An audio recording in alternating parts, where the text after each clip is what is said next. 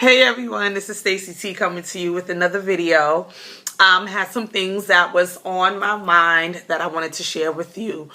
On this Wednesday morning, my voice is a little cracking because I kind of just woke up and got my life in order.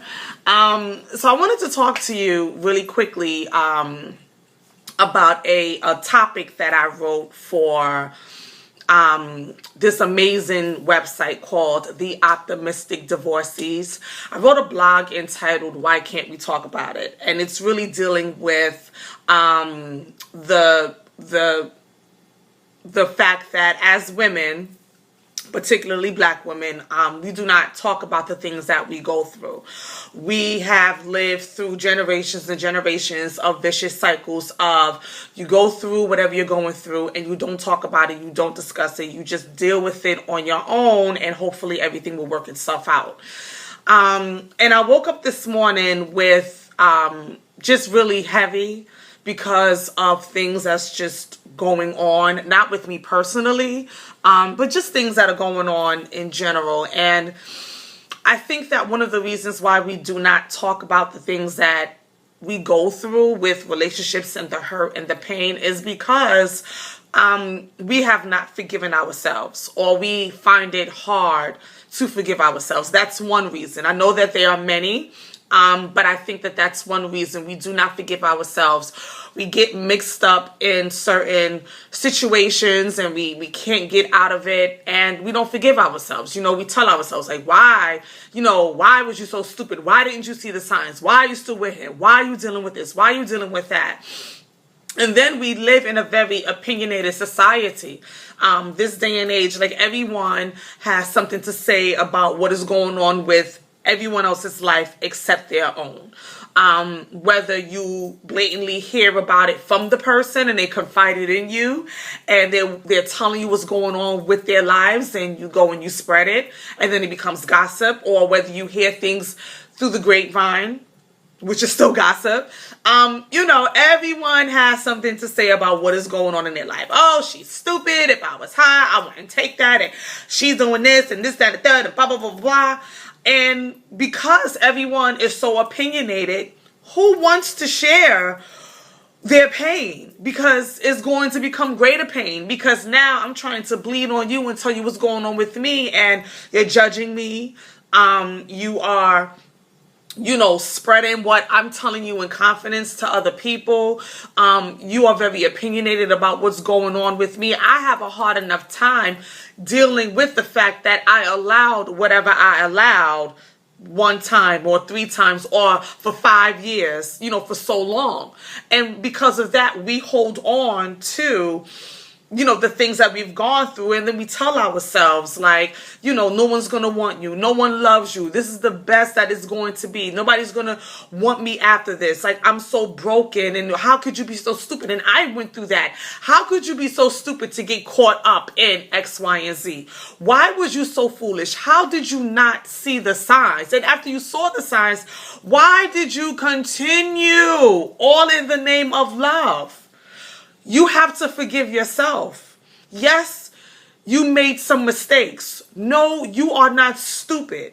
Yes, you may have been blindsided by the tricks of, the smooth talk and the broad shoulders and, the idea of love and the idea of a status, which is what we often chase after. You are not stupid, my dear. You may have made some decisions that could have been smarter. It's all about how it's our perspective of how we think of things. And that does not mean that you are naive in what has happened. That does not mean that you sugarcoat, the situation that you found yourself in. But stop beating yourself up about what has happened to you. Stop beating yourself up about what you have allowed. Stop beating yourself up. The only thing you can do from this point on is learn from the mistakes and make better decisions.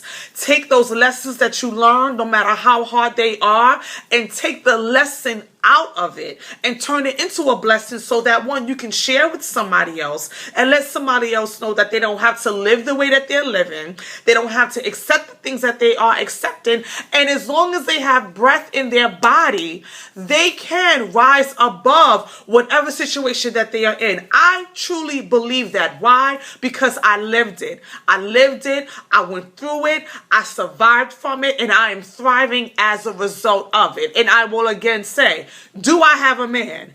No, not yet.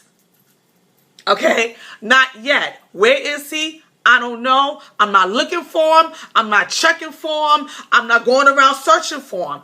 It's cool. I am living and I am thriving now. And do those thoughts come up? Yes, of my past and the mistakes that I've made. Yes, but I quickly put them under my feet because they were lessons. They were lessons. And here's the secret to it all. This is what has kept me grounded, has kept me sane. God knew. God knew, God knew, God knew. Now, you cannot pull anything over on God. He knew that I would go through those things. He knew that I would make those mistakes. And yes, they were stupid. I'm not stupid. But the mistakes that I made were foolish. But he knew that those mistakes would turn into lessons that I would share with other women to let them know, you are not stupid. Hear me. You are not stupid. You may be sitting broke because of the decisions that you've made. You may be in broken relationship after broken relationship because of the cycle. You don't have to continue to recycle. Okay, this is getting too long. I didn't want to sit here all of this time and talk. Oh, it's only 6 minutes. But I really believe this. You have to forgive yourself. That is the only way. That is one of the only ways. Yes, you have to forgive the person that has done whatever they have done to you, but you have to forgive yourself. That is one of the greatest tricks that keeps us stagnated and stuck in this pity party. Woe is me. I can't get my life together because I won't forgive myself.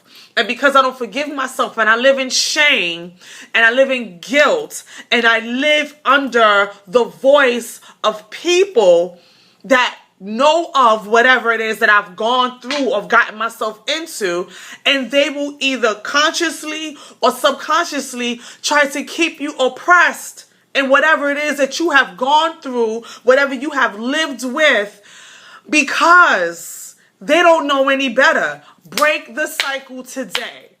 Break the cycle today and know that you can rise above it so that we can start having those conversations about what we've gone through. Because I guarantee you, you're not the only one. You're not the only one that has gone through what you've gone through. You're not the only one that got hooked up with something that you had no business getting hooked up in. You're not the only one.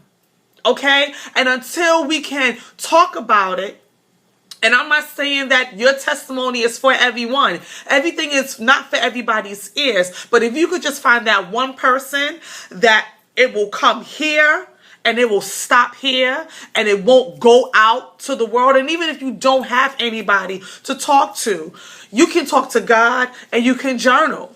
You know, shameless plug here. Go on my website, www.IamStaceyT.com. I wrote a book, Where Do I Go From Here? Redefining Yourself After Heartbreak and Brokenness. You have the power, along with God, to redefine the rest of your life. Every day that you get up, every day that you have breath in your body, you can rewrite the narrative of your life. You do not have to stay broken. You do not have to stay stuck. You do not have to stay in this shell of guilt and shame. Break out of it today.